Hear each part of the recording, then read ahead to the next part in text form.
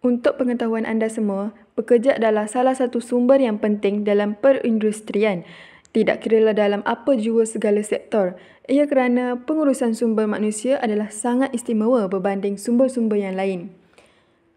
Penemuan mencadangkan bahawa kerja berasaskan aktiviti ABW mempengaruhi produktiviti pekerja. Menariknya, walaupun ruang setiap pekerja telah dikurangkan di bawah ABW, ini tidak menjejaskan prestasi pekerja secara negatif. Walau bagaimanapun, penemuan menunjukkan bahawa unsur gangguan sebagai contoh kesesakan, bunyi bising dan sebagainya mempunyai pengaruh negatif ke atas pekerja prestasi. Faedah maksimum NWP hanya boleh dicapai dengan mencapai keseimbangan antara aspek kerja fizikal dan tingkah laku persekitaran yang Assalamualaikum warahmatullahi wabarakatuh. Nama saya Muhammad Arif bin Haji Muhammad Zakaria. Saya akan membentangkan bahagian pengenalan. Matlamat untuk meningkatkan produktiviti di tempat kerja adalah untuk meningkatkan produktiviti sambil mengurangkan tugas dan kos yang berulang. Sekiranya ia adalah berisiko, ia akan menimbulkan risiko kepada individu dan organisasi. Nilai syarikat bukan sahaja diukur dalam dolar, tetapi juga dalam reputasi dan muhibahnya. Fakta ini telah membuat pengurus menyedari keperluan untuk meningkatkan produktiviti pekerja mereka melalui latihan dan pembangunan. Seterusnya, produktiviti pekerja di tempat kerja adalah salah satu aspek yang paling penting dalam mana-mana organisasi. Sebab manusia mewakili segmen penting mana-mana organisasi, ia tetap menjadi sumber objektif utama. Kuasa manusia yang berdedikasi adalah komponen penting untuk bergerak lebih cepat dan lebih baik daripada sebelumnya. Ia membolehkan orang ramai beroperasi secara bebas dan produktif dalam masa yang singkat. Apabila pekerja boleh melakukan pekerjaan mereka dengan lebih bebas dan dengan sokongan yang kuat, jumlah produktiviti pekerja dalam sebuah kerja akan meningkat. Di samping itu juga, semua tugas kerja mesti dijalankan dengan berhati-hati untuk memupuk pengetahuan dan pemahaman baru tentang teknologi dan inovasi untuk meningkatkan prestasi sebuah organisasi. Organisasi yang berwawasan adalah organisasi yang terus meningkatkan rancangan latihan dan meningkatkan belanjawan kewangan tahunan dengan kepercayaan bahawa ini akan memberikan mereka kelebihan daya saing dalam produktiviti pekerja. Sekian, terima kasih. Berikut adalah beberapa kajian lepas yang ditemukan berkaitan dengan tajuk produktiviti pekerja ini. Kajian pertama yang ditemukan adalah kajian yang dihasilkan pada tahun 2021 oleh Rais Farouk dan Almas Sultana yang mengkaji tentang hubungan antara kerja dari rumah dengan produktiviti pekerja semasa COVID-19 melanda. Penemuan akhir telah dibuat dengan memberikan sokongan negatif antara kerja dari rumah dengan produktiviti pekerja kerana adanya andaian bahawa kerja dari rumah adalah kurang produktif berbanding bekerja di pejabat. Kajian kedua dibuat oleh Alan Felstig dan Darja Dushke pada tahun 2021. Kajian ini pula telah menjelaskan tentang pertumbuhan daripada kerja di rumah semasa pandemik dan kesannya ke atas produktiviti pekerja di United Kingdom.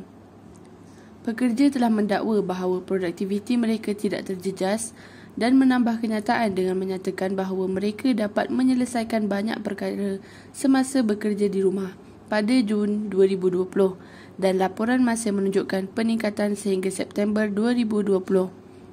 Namun begitu, sekitar 1 daripada 6 pekerja yang bekerja di rumah telah melaporkan bahawa produktiviti mereka telah jatuh. Seterusnya, kajian oleh Sudarmo Pratiwiswi Suhartanti dan Wahyu Iko Prasetyanto pada tahun 2021 mengenai kepimpinan hamba dan produktiviti pekerja, pengantara dan peranan penyederhana. Kajian ini bertujuan untuk menentukan hubungan di antara kepimpinan, efikasi kendiri inovasi dan produktiviti pekerja secara umumnya. Kajian ini merupakan kajian pertama yang dibuat untuk mengkaji perhubungan tersebut dan hasil telah menunjukkan kesan positif antara semua perkara tersebut. Kajian keempat pula adalah mengenai persatuan antara norma organisasi dan Produktiviti Pekerja dalam Pendidikan Tinggi oleh Abhilasha Singh pada tahun 2019. Kajian ini dibuat di United Arab Emirates dan telah menunjukkan perkaitan positif antara produktiviti pekerja dengan norma organisasi yang telah disiasat, kerana kajian ini telah memberi sumbangan baru oleh disebabkan terdapat kekurangan penyelidikan yang ketara mengenai perkara tersebut. Kajian terakhir adalah pada tahun 2020 oleh Paul Tristan Balwon, Rebecca Muhammad dan Rian Singh mengenai siasatan ke atas mekanisme pengantara iklim latihan dan pembangunan serta produktiviti pekerja di bahagian pentadbiran dalam pendidikan tinggi. Kajian ini telah memperkenalkan kaedah baru yang lebih kukuh untuk menjelaskan di antara perhubungan tersebut, dan hasil dapatan yang ditemukan telah menyokong penglibatan pekerja dalam hubungan antara iklim latihan dengan produktiviti pekerja.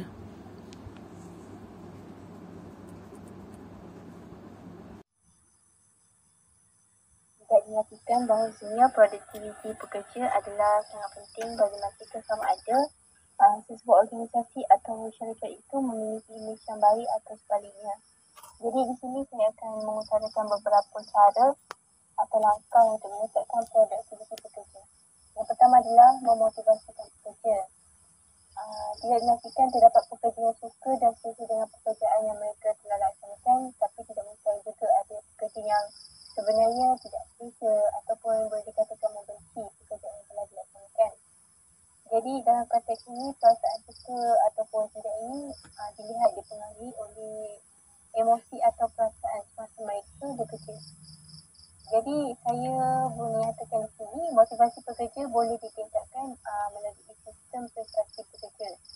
Berdasarkan kajian yang bertajuk peningkatan motivasi pekerja dan produktiviti tempat kerja, telah menunjukkan bahawa sistem pengurusan prestasi pekerja ini adalah salah satu inisiatif yang dijalankan biasanya oleh pengurus organisasi untuk melahirkan pekerja yang bekerja dengan cara yang selaras dengan objektif atau matlamat yang telah ditetapkan.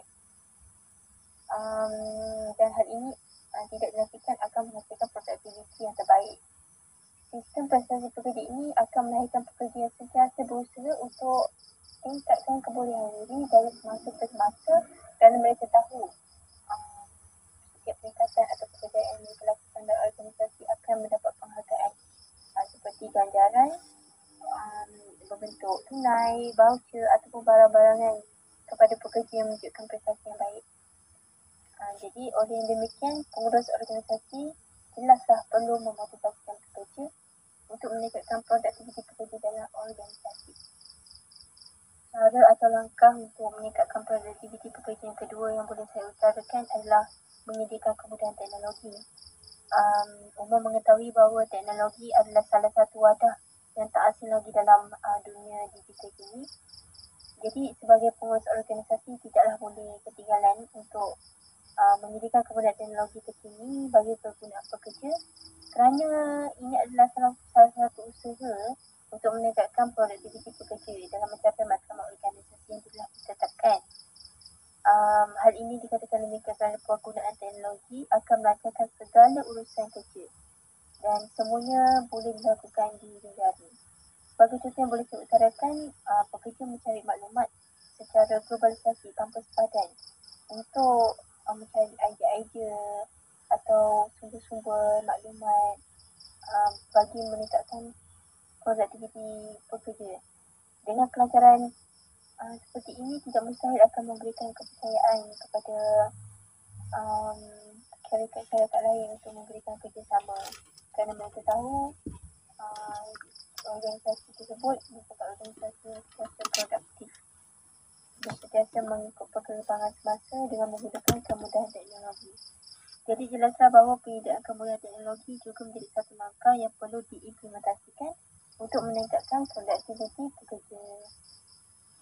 Langkah ketiga yang saya boleh utarakan untuk meningkatkan produktiviti pekerja adalah meningkatkan penglibatan kerja pekerja.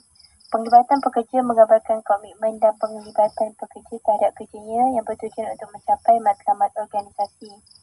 Penglibatan pekerja adalah satu isu organisasi utama yang perlu diberi perhatian besar dan pertimbangan oleh pengurus organisasi.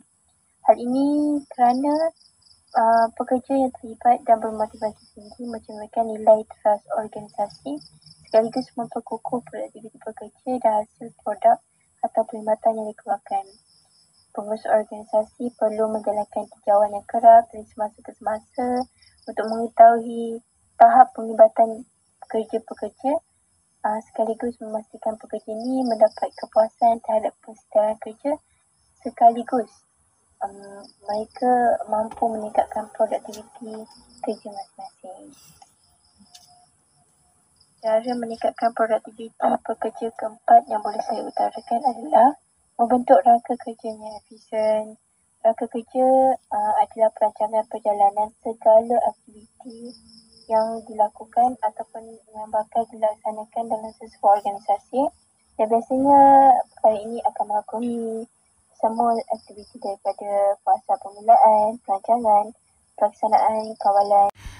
Seterusnya, saya akan membentangkan tentang faktor mempengaruhi produktiviti pekerja. Yang pertama ialah faktor persekitaran tempat kerja. Ia merangkumi proses sistem, struktur atau keadaan di tempat kerja yang memberi kesan kepada produktiviti pekerja. Seterusnya, faktor organisasi. Ia merujuk kepada penyusunan dan perhubungan yang sistematik antara jabatan dan kedudukan seorang organisasi. Seperti satu organisasi memerlukan seorang ketua yang pakar dalam sesuatu bidang. Seterusnya, saya akan pergi kepada faktor peribadi. Peristiwa dalam perubahan kehidupan seperti kematian teman, penceraian hidup, perpisahan dengan suami, isteri dan institusi lain.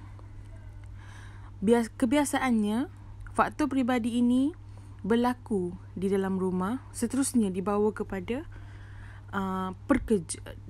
di tempat kerja. Perkara ini kebiasaannya berlaku dan ia amat mempengaruhi produktiviti seorang pekerja. Seterusnya, saya pergi kepada faktor gaji. Faktor gaji adalah amat penting. Ia satu inisiatif dan elemen motivasi intrinsik yang berkesan dalam hubungan dengan keupayaan kerja. Dalam sebuah syarikat memerlukan penetapan gaji yang maksima dan minimum bagi menentukan aras kerja yang berkualiti dan gaji yang diberikan mestilah bersesuaian. Assalamualaikum dan selamat sejahtera. Nama saya Nur Aidi bin Nurinsya, nombor metrik AB20017. Saya akan sambung pada slide yang seterusnya, iaitu kesan peningkatan produktiviti pekerja. Yang pertama, ia akan membawa kepada kejayaan organisasi. Seperti yang kita tahu, kejayaan dalam sesebuah organisasi itu adalah sangat penting. Ia dapat dilihat oleh orang luar melalui penjagaan terhadap sistem pengurusan yang baik dan hasil kerja yang terbaik dilakukan oleh kaki tangan di sesebuah organisasi. Yang kedua pula, ia dapat meningkatkan pembangunan ekonomi. Kesediaan tenaga kerja yang berkemahiran tinggi adalah sangat penting untuk menyokong peralihan semua sektor ekonomi ke arah aktiviti berintensifkan pengetahuan. Ia juga dapat menjana produktiviti buruh dan menarik pelaburan ke Malaysia. Justru, ia dapat meningkatkan ekonomi di Malaysia. Yang ketiga pula, ia dapat meningkatkan kadar gaji pekerja. Hal ini disebabkan oleh pekerja yang secara komited dan cemerlang dalam melaksanakan tugasan yang dipertanggungjawabkan ke atas mereka adalah sangat penting. Oleh itu, kadar gaji mereka juga akan meningkat mengikut kecemerlangan pekerjaan mereka. Yang keempat ialah peningkatan kualiti produk atau perkhidmatan. Hal ini dapat diukur melalui maklum balas daripada pelanggan yang berpuas hati terhadap sesebuah produk yang telah dihasilkan. Dan ini adalah sangat penting untuk membawa kepada kejayaan sesebuah organisasi tersebut. Kesan yang terjadi apabila produktiviti buruk. Yang pertama, pengalaman stres, di mana pengalaman stres ini akan menyebabkan kekangan produktiviti dan kawalan mengenai sesuatu kerja. Seterusnya, kekurangan sumber dan alat yang mencukupi serta kurang kefahaman. Sebagai contoh, latihan berterusan serta mendapat alat dan sumber yang cukupi dari pihak yang telah menyediakan bahan Ini akan menyebabkan sekiranya kekurangan bahan ini, perkara ini akan menyebabkan kesan yang buruk terhadap produktiviti atau organisasi.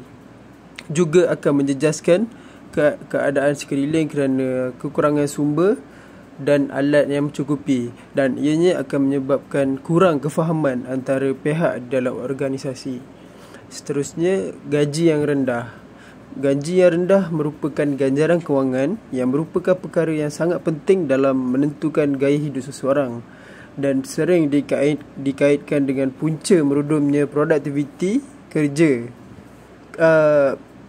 Kesan buruk terjadi terhadap produktiviti adalah kerana gaji yang rendah. Oleh gaji dan faedah yang rendah, ia akan menyebabkan kesan buruk terhadap produktiviti seseorang. Yang terakhir sekali, komitmen dan kesihatan. Komitmen yang tidak baik akan mengakibatkan pekerja menghasilkan produktiviti yang buruk dan turut memberi kesan negatif kepada organisasi tersebut. Ini kerana kesihatan memainkan peranan yang besar dari segi fizikal dan mental. Sekiranya kesihatan fizikal dan mental tidak mencapai tahap kesihatan yang diperlukan, maka kesan buruk dan kesan negatif akan terjadi kepada sesetengah organisasi itu. Assalamualaikum, saya Nur Adli Aziz. Saya akan menerangkan mengenai kesimpulan. Kesimpulannya, hari ini terdapat ramai orang menukar kerjaya mereka lebih daripada satu kali dalam hidup mereka. Menurut John Grotch, bagi mereka yang menukar kerjaya mereka lebih daripada 3 kali, mereka harus tahu dan sedar dan memahami pentingnya pembangunan kerjaya ini.